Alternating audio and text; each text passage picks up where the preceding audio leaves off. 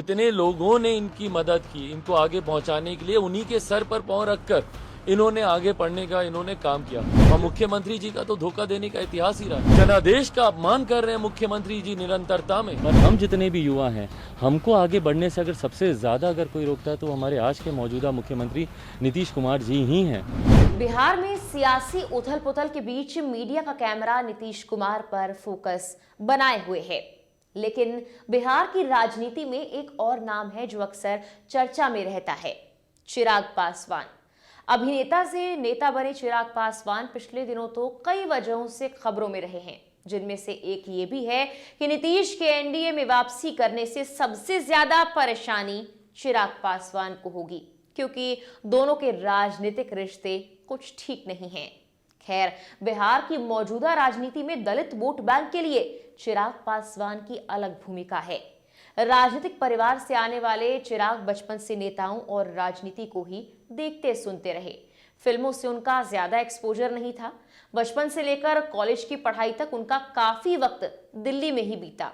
वहीं से school college की पढ़ाई पूरी हुई। इसके बाद वो साल 2011 में कंगना रनौत के साथ फिल्म मिले ना मिले हम में नजर आए। ये बॉक्स ऑफिस पर औसत फिल्म ही रही। इसी के बाद चिराग ने राजनीति में एंट्री करने का फैसला कर लिया। पहली बार 2014 में वो 16वीं लोकसभा में जुमई लोकसभा सीट से लोक जनशक्ति पार्टी से सांसद चुने गए थे। रामविलास पासवान के निधन के बाद साल 2021 में लोक जनशक्ति पार्टी दो हिस्सों में टूट गई थी। इसका एक धड़ा राष्ट्रीय लोक जनशक्ति पार्टी उनके भाई पशुपति कुमार पारस के साथ है, जबकि दूसरा धड़ा उनके बेटे चिराग पासवान के पास। उनकी पार्टी एनडीए गठबंधन का अब हिस्सा है। पिता रामविलास पासवान के निधन के बाद चिराग पासवान बिहार की राजनीति में एक मजबूत चेहरा बनकर उभरे हैं। खैर, उनके लिए सफर आसान तो बिल्कुल नहीं था। फिल्मी दुनिया में कुछ खास ना कर पाने के बाद चिराग के सामने राजनीति में धमक दिखाने की चुनौती थी। लेकिन पिता के निधन के बाद उनको एक के बाद एक झटका लगता चला गया। 2020 के चुनाव में चिराग पासवान की एनडीए से बात नहीं बनी। उन्होंने जेडीयू भाजपा से अलग चुनाव लड़ने का फैसला किया। सबसे पहला झटका उन्हें इसी चुनाव के दौरान लगा। चुनावों में नीतीश पर चिराग पासवान की पार्टी खूब बरसी, लेकिन उसका उन्हें कोई सकारात्मक नतीजा नहीं मिला।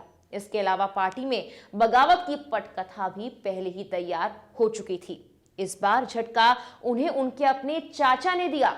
चाचा पशुपति पारस के नेतृत्व में 6 में से 5 सांसदों ने चिराग पासवान के खिलाफ बगावत कर दी। यहां तक कि अपने दल के नेता के तौर पर भी पशुपति पारस को ही चुन लिया गया।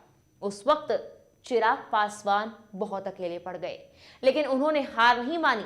एलजेपी में 2 फाड़ होने के बाद चिराग पासवान अपने चाचा पशुपति कुमार पारस के सामने आत्मसमर्पण करने से इनकार कर चुके थे। उन्होंने संघर्ष करने का बिगुल फूंक दिया। चिराग भले ही चुनाव के दौरान नीतीश कुमार के खिलाफ थे, लेकिन मोदी मैजिक से वो अछूते नहीं थे। वो ये भी जानते थे कि संघर्ष में एनडीए का साथ उनके लिए संजीवनी बन सकता है और एनडीए को भी उनकी जरूरत थी। इसीलिए जुलाई 2023 में आखिरकार वो एनडीए में शामिल फिर से हो गए। खबरें ये भी थी कि चिराग पासवान ने एनडीए में शामिल होने से पहले भाजपा के सामने अपनी कुछ मांगे या कहे शर्तें रखी थी। उनकी मांग थी कि लोकसभा चुनाव में उनकी पार्टी को 6 सीटें और एक राज्यसभा की सीट मिलनी चाहिए। चिराग पासवान का मानना है कि एलजेपी में टूट से पहले 2019 लोकसभा चुनाव में पार्टी को 6 सीटें मिली थी और सभी सीटों पर उनकी जीत हुई थी और इसी कारण से चिराग पासवान ने सभी 6 लोकसभा सीटों पर दावा ठोका। खैर, इन खबरों से इतर अगर देखा जाए तो आने वाले लोकसभा चुनाव में चिराग पासवान का एनडीए के साथ चलना दोनों के लिए ही फायदेमंद साबित हो सकता है। दलित और युवा वोट बैंक पर चिराग पासवान का अच्छा खासा असर पड़ सकता है। सिर्फ लोकसभा चुनावों के लिहाज से ही नहीं, बल्कि इसके बाद विधानसभा चुनावों को लेकर भी चिराग पासवान भाजपा के लिए अच्छे नतीजे ला सकते हैं। बिहार के 19% दलित वोट बैंक में बड़ा हिस्सा पासवान जाति का है। ऐसे में चिराग पासवान इन्हीं पासवान वोटों के सहारे दोबारा से खड़े होना चाहते हैं, जिसके कारण भाजपा भी उन्हें और चाचा को साथ लाने की कई बार कोशिश कर चुकी है। यह भी माना जाता है कि बिहार की राजनीति में नीतीश की कोई काट है तो वो चिराग पासवान हो सकते हैं। ऐसा इसलिए कि 2020 के चुनाव में जीत से कोसों दूर होकर भी चिराग पासवान की पार्टी ने नीतीश की पार्टी को काफी डैमेज पहुंचा दिया था। इसके बाद नीतीश कुमार की पार्टी तीसरे नंबर पर रही थी। चिराग मॉडल क्या था भैया? जनादेश के अपमान का प्रतीक था चिराग मॉडल। 2015 में आपने जनादेश का अपमान किया, 2020 के चुनाव में बिहार की जनता ने आपको आधे से ज्यादा कम सीटों पर तीसरे नंबर की पार्टी बना दिया। आज बिहार का युवा जो आने वाले समय में इतिहास लिखेगा, वो युवा आपको कैसे याद रखेगा कि भैया हम सड़क पर मर रहे थे, हम बेरोजगार थे और आप अपनी कुर्सी बचा रहे थे, हम महंगाई से त्रस्त थे और आप अपनी कुर्सी बचा रहे थे। किसान बोलेगा कि हम मर रहे थे सुखाड़ से और आप अपनी कुर्सी बचा रहे थे।